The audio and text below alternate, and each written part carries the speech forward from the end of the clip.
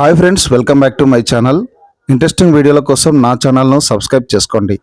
అడవి శేష్ మళ్ళీ వచ్చాడు, కానీ ఈసారి థ్రిల్లర్ కాదు, ప్రేమ, ద్రోహం, రివెంజ్ కలిసిన కథే డెకాయిట్. మరి ఈ సినిమా హిట్ అయిందా లేదా, చివర్లో ఉన్న ట్విస్ట్ ఏంటో ఇప్పుడే తెలుసుకుందాం. కడప జైల్లో 15 ఏళ్లుగా శిక్ష అనుభవిస్తుంటాడు అడవి శేష్.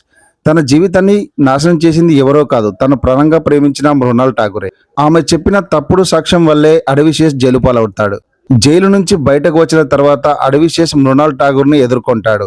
కానీ ఇక్కడే అసలైన ట్విస్ట్ బయటపడుతుంది. ఆమె చేసిన ద్రోహం వెనుక నిజమైన కారణం తెలుస్తుంది.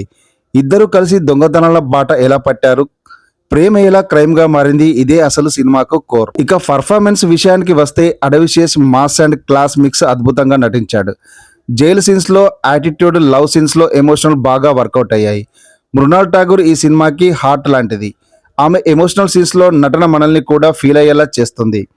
అనురాగ్ కాశ్యప్, ప్రకాష్ రాజ్ లాంటి పెద్ద నటులు ఉన్న వాళ్ళ పాత్రలను ఇంకా బలంగా వాడుకుంటే బాగుండేది. ఇక టెక్నికల్ గా చూస్తే సినిమాటోగ్రఫీ చాలా రా అండ్ రస్టిక్ గా ఉంటుంది.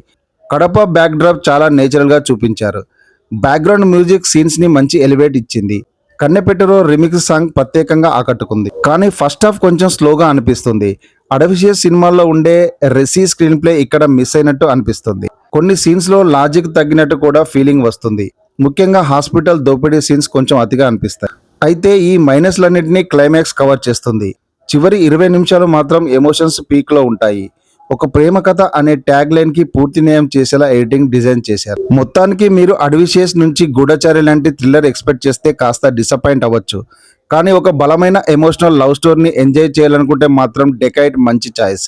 మృణాల్ శేష్ కెమిస్ట్రీ, ఒక ఎమోషనల్ క్లైమాక్స్ కోసం ఈ సినిమాని థియేటర్లో ఒకసారి చూడొచ్చు. అడవి శేష్ ఎప్పట్లాగే తన మార్క్ స్క్రీన్ ప్రెజెన్స్ తో మెప్పించాడు.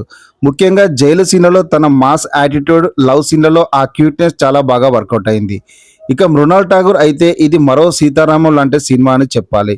ఏడుపు సీన్లలో కూడా తను అందంగా కనిపిస్తూనే మనల్ని కూడా ఏడిపించింది.